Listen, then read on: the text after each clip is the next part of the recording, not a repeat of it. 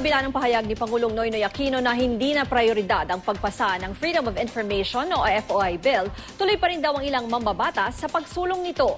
May ulat on the spot si Sherry Ann Torres. Sherry Ann? Yes, Ruth, prioridad man o hindi na Aquino administration, itutuloy pa rin daw ng House Committee on Public Information ang pagtalakay sa Freedom of Information Bill. Ang sabi yan ni Misamis Occidental Representative at Committee Chairman Almonte. Ang paliwanag ni Almonte, hindi lang naman Aquino administration nakatuon na implementasyon ng batas para sa FOI kung sakali, kundi para sa mga susunod pang mamumuno sa bansa at sa mga Pilipino. Ang FOI bill, sabi pa ni Almonte, dinidisenyo hindi lang para sa mga taga-media, kundi mas lalo para sa mga mamamayan na gustong masilip ang bawat transaksyon na pinapasok sa mga namumuno sa bansa. Sa kabila ng pahayag ng Pangulo kahapon na hindi niya prioridad ang FOI bill dahil hayag naman daw sa publiko ang bawat galaw ng kanya administrasyon, naniniwala pa rin daw si Almonte na malaki pa rin ang interes at suporta rito ng Pangulo dahil nagpadala pa ito ng FOI version sa kanilang komite. Ruth, ang mas pinangahawakan daw ngayon ni Almonte ay ang paniniyak ng suporta para sa FOI bill ni Speaker Feliciano Belmonte na nabigyan din pa ng kanyang talumpati sa pagbubukas ng second regular session ng isang buwan. Sa ngayon, nasa level pa rin ng technical working group ang FOI bill. 27 itong halos magkakaparehong panukala na pilit ginagawan ngayon ng isang bersyon.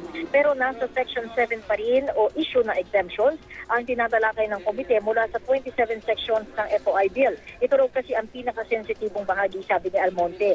Hindi ba nagbigay ng target date para tapusin ang FOI bill? Tiniyak ni Almonte na papasa ito ng kanilang committee sa loob ng 16th Congress. Samantala, Ruth, nakausap din natin ang counterpart nitong si Almonte na si Senator Grace Poe. At aminado siya na siya ay nakaramdam ng quote-unquote konting kirot sa puso matapos marinig ang pahayag ng Pangulo na hindi nakasali sa prioridad ang FOI bill sa Aquino administration. Dayman, nakikiusap itong si Poe sa kanyang mga kasamahan sa mababang kapulungan naman na kung maaari ay bigyang prioridad pa rin ito.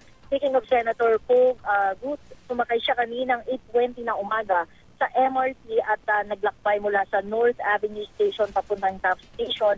Ito daw ay bilang preparasyon doon sa gagawing pagdinig ng kanilang komite sa Senado sa magiging evaluation nga nila sa operasyon ng MRT. At sabi niya, doon mismo nakita niya yung iba't ibang problema sa MRT. Una na rito yung epektibo na card reader pagpasok pa lamang ng pasahero doon sa North Avenue Station.